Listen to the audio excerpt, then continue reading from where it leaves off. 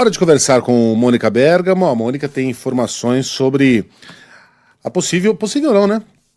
Dá pra gente cravar a ida de Lula ao funeral do Papa Francisco. Nada mais natural, né, Mônica? O Brasil é um dos maiores países católicos do mundo. Acho que são Brasil, Filipinas e México, mas eu posso estar falando bobagem aqui.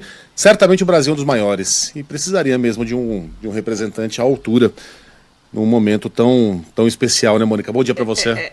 Bom dia a todos. Pois é, ô Megali, não só por isso, né? Quer dizer, o presidente Lula e a primeira-dama Janja decidiram viajar para o funeral do Papa, uma ideia que já estava nos planos do casal desde a notícia da morte, mas que se consolidou especialmente depois do anúncio de que Donald Trump está indo, Javier Milei. Quer dizer, o Papa tinha muito mais a ver com o campo ideológico, vamos dizer assim, do Lula do que com o do Milei, por exemplo, obviamente, né? O próprio Milei diz que está sentindo uma dor muito profunda, o Papa era argentino, mas sempre ressaltando que tinham divergências, né?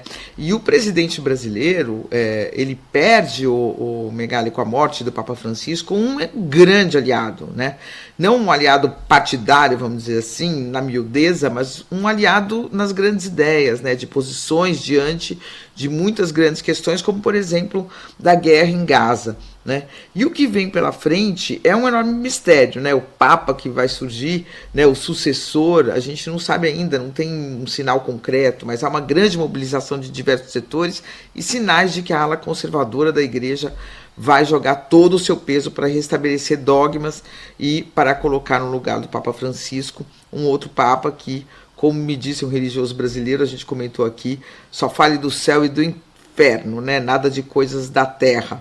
E o Papa Francisco foi o oposto disso, né? O Papa Francisco, a amizade dele com o Lula evidencia isso. Como ele falava de coisas concretas, como ele se posicionava sobre as grandes questões do mundo. Quando o Lula estava preso, né, o Papa recebeu advogados que defendiam a libertação dele, escreveu uma carta para ele na prisão que foi divulgada, pedindo que ele não desanimasse na luta pela liberdade.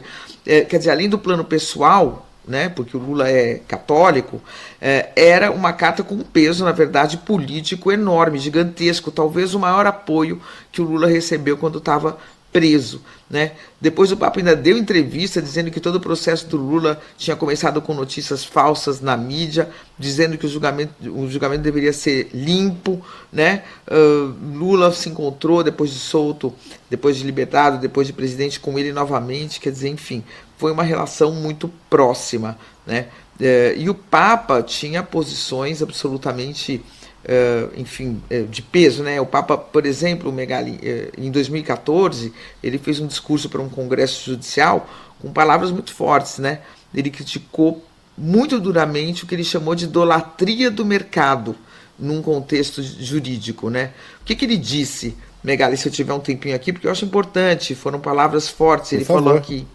Ele falava, a pessoa, isso para os juristas, tá? Do mundo todo. Ele falava, a pessoa frágil e vulnerável encontra-se indefesa diante de interesses de um mercado divinizado que se tornaram a regra absoluta.